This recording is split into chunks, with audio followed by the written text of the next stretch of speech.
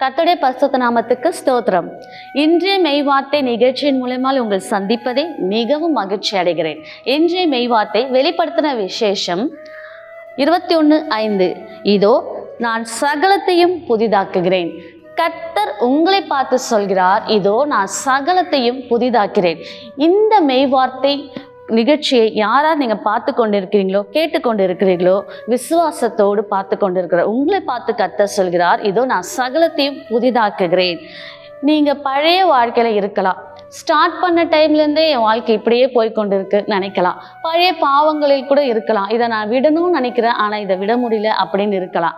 இல்லை, நான் இந்த வேலை எனக்கு பிடிக்கல, இருந்தாலும் நான் போக வேண்டிய ஒரு சூழ்நிலை இருக்குது, எனக்கு புதிய வேலை வேணும்னு நினைக்கலாம். நான் ஒரு புதிய வீடு பார்க்குறேன் அப்படின்னு நீங்கள் நினைக்கலாம். இல்லை, நான் ஒரு புதுசாக ஒரு வீடு கட்டணும் கூட நீங்கள் நினைக்கலாம். உங்கள் காரியம் என்னவா இருந்தாலும் சரி, ஒரு புதிய பிஸ்னஸாக இருந்தால் கூட சரி, கர்த்தர் உங்களை பார்த்து சொல்கிறார், தோ நான் சகலத்தையும் புதிதாக்குவேன். சகலத்தையும் நீங்கள் எதை கேட்டாலும் 1 2 இதை மாத்திரம் நான் செய்வேன், அதை மாத்திரம் செய்வேன் அப்படி இல்லை. நீங்கள் எதை கேட்டாலும் சகலத்தையும் நான் உங்களுக்கு புதிதாக்குறேன் அப்படின்னு கர்த்தர் சொல்வார். நீங்கள் என்ன பண்ணால் அப்படியே அந்த வார்த்தையை வாங்கி கொண்டு நீங்கள் அதை விசுவாசிக்கும் போது நிச்சயமாக கர்த்தர் உங்கள் காரியங்களை புதிதாக்குவார். இப்போது ஒரு சிறிய ஜெபம் செய்வோமா?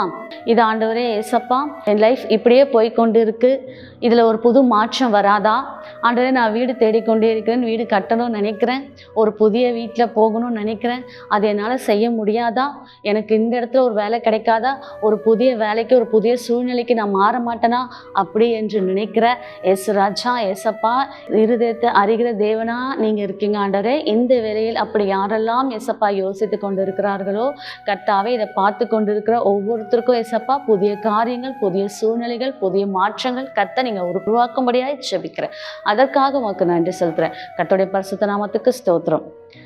கர்த்தர் உங்களை நேசிக்கிறார். கலங்காதிருங்கள், பயப்படாதிருங்கள். கர்த்தருடைய பரிசுத்த நாமத்துக்கு ஸ்தோத்திரம். ஆமேன்.